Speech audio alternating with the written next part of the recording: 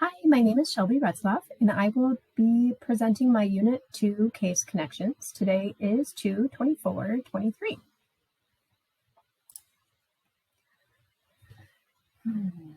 Case 1, pyruvate kinase catalyzes the rate-limiting ATP generating step of glycolysis, in which PEP is converted to pyruvate. Multiple isosomes of pyruvate kinase exist in mammals. Type L found in liver and kidneys, type R in red blood cells, type N1 in tissues as muscle and brain, and type M2, which is found in embryonic and stem cells. So under normal conditions, describe all the ways in which pyruvate kinase is regulated by the cell. This is an image of the 10-step process of glycolysis. And as you can see here with these three indicators, these are the 3 steps in the 10-step process that are irreversible. So once it's in this process, it can't go back and it can only move forward. So as you can see in step number 10, there are several things preceding it that can impact the regulation of pyruvate kinase.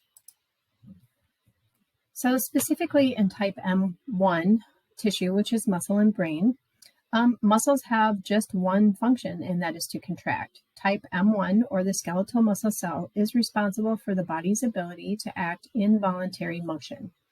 Muscle contraction is used in an immeasurable number of functions, ranging from running, walking, swimming, to fine motor motion with the use of hands and fingers. The contraction of muscle is a result of the action of ATP molecules that contract actin myosin filaments. The primary purpose of glycolysis in skeletal muscle tissue is to generate ATP molecules. So the regulation of pyruvate kinase, being complex, can occur in one of several ways. Again, because pyruvate kinase is involved in the 10th step of glycolysis, any of the 9 preceding steps will play a significant role in regulation. Allosterically speaking, ATP and the energy charge of cells is a major regulator. Energy charge is defined as the ratio of ATP to AMP. So when ATP levels are high, such as when our muscles are at rest, for example, there's plenty of ATP in the system, and the energy charge will be high. When this is the case, ATP will bind onto allosteric sites on phosphofructokinase, which will inhibit activity. When ATP levels are low, like when the body is in regular motion, then the cells need more ATP to keep contracting the muscle fibers. So when this is the case, AMP will bind to phosphofructokinase and activate it to continue the glycolysis pathway for the production of additional ATP. Liver cells are the most complex of all the types of them. I found this really interesting to learn about the difference. So the regulation of pyruvate is more complex, as the liver cells impact many areas of the body, not just muscle tissue, as in the case with type M1. Pyruvate is used to form the amino acid alanine. Therefore, it can be inhibited by high concentrations of that amino acid. So allosteric regulation is the binding of an effector on a site on the protein other than the active site, causing a conformation, and this alters the activity of that given protein or enzyme. Pyruvate kinase is allosterically activated by fructose 1,6-biphosphate. So if the ATP level is high, like I mentioned already, when the body is at rest, there's a negative feedback loop. This is an allosteric inhibitor.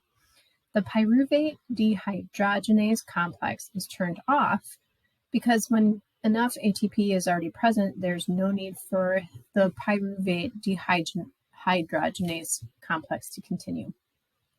If ATP level is low, as in with exercise, fructose 1,6-biphosphate will create a positive feedback reaction, which is an allosteric activator, and this stimulates activity of pyruvate kinase.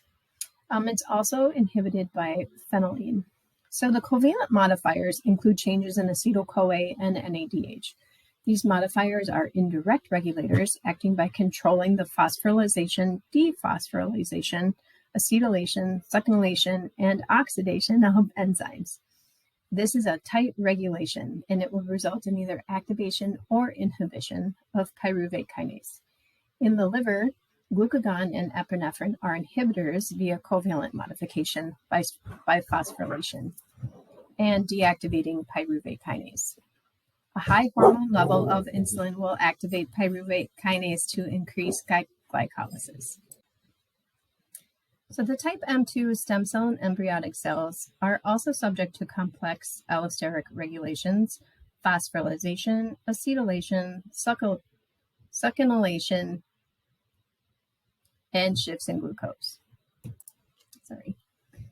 So in summary, regulation of pyruvate kinase occurs via allosterically, where it's subject to complex allosteric regulation in fructose 1,6-biphosphate, ATP, AMP, alanine, acetyl-CoA, and NADH levels.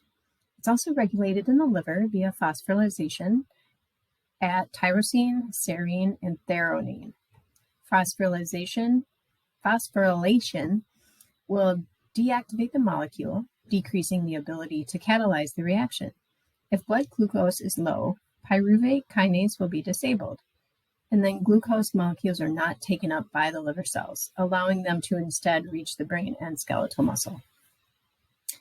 Acetylation, succinylation, I don't know that one, sorry. Hormone regulation. So epinephrine, this is a hormone released by the adrenal glands in cases of like fight or flight. So if you can imagine, we need more energy to move, so we need more ATP. So the release of epinephrine would act as an activator of pyruvate kinase, which would then increase the availability of ATP.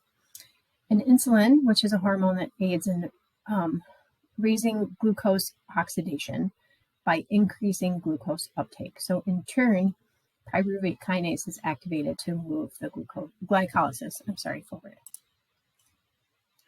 So this was part 2 of the question, discussing specifically cancer cells.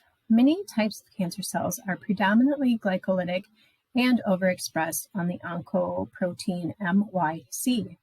Interestingly, the classical oncoprotein MYC has been found to promote preferential expression of pyruvate kinase type M2 over type M1.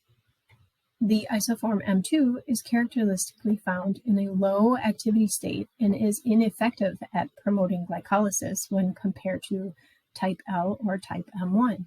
So what is the rationale for this mechanism, and what other pathways may cancer cells be diverting substrate to? The alternate pathway that cancer cells are diverting substrate is via the pentose phosphate pathway.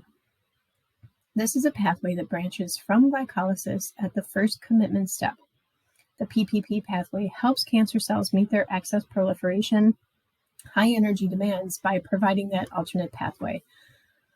So cancer metabolism is dramatically affected by the enzyme PKM2. It favors aerobic glycolysis and will alter the last step of glycolysis that has the rate-limiting impact on the pathway. This will shift glucose metabolism from a normal pathway to the lactate-promoting pathway found in tumor cells, which is the Warburg effect. So the Warburg effect essentially diverts the process, and pyruvate kinase will produce 2 lactate molecules, even though there's enough oxygen present for the pathway to continue to the TCA cycle. This allows cancer cells to consume or take up more glucose molecules, although it's weird because it's oddly inefficient, and then this their preferred pathway only creates 2 molecules of ATP versus the 30 to 32 that are created in the TCA cycle. So case 4, I chose the 2-month-old infant scenario where she presents with jittery spells several hours after breastfeeding. Her mother reports she's not giving the baby anything other than breast milk. And the baby has recently started to sleep for more than 2 hours between feedings, and that's when the mother reports that the symptoms have started. So laboratory results are consistent with hypoglycemia or low blood glucose, but are otherwise unremarkable. Epinephrine was administered, and there is no increase in blood glucose, but there is an increase in blood lactate. So the physical exam also reveals an enlarged liver. Blood glucose levels increase after breastfeeding, but she cannot maintain blood glucose levels within a normal range during fasting. So based on all of that, of these 4 options, what is ailing the child? So here are the definitions of the 4 options. The hereditary fructose intolerance is when the body lacks the appropriate enzyme aldolase B to break down fructose 1-phosphate. Symptoms of this disease include convulsions, jaundice, nausea, bloating, vomiting, gas, abdominal pain, excess and chronic fatigue, and malabsorption of particular nutrients. Galactosemia is a hereditary condition, and those with this lack the enzyme galactose 1-phosphate. This leads to the inability to convert galactose into glucose, which makes up 50% of lactose. So infants are DNA tested at birth for this, and within a matter of days, severe symptoms will present in the form of intellectual disability, liver failure, or death. Glycogen storage disease. There are 8 types, but type 1 is the most common. This is an autosomal abnormality happening, I believe, if I remember right, this happens mostly in males. The body is deficient in glucose 6-phosphate, which creates a disruption in the liver of the breakdown of glycogen. The process is halted. Glucose can't exit the liver and begins to accumulate. Symptoms present near 3 months of age, and that includes low blood sugar, lethargy, and enlarged liver. The accumulation of glycogen in the liver can lead to lactic acidosis. And then the 4th one was glucose 6-phosphate dehydrogenase deficiency. There's an enzyme in the pentose phosphate pathway that maintains levels of NADH in the blood. This helps in managing oxidative damage from free radicals.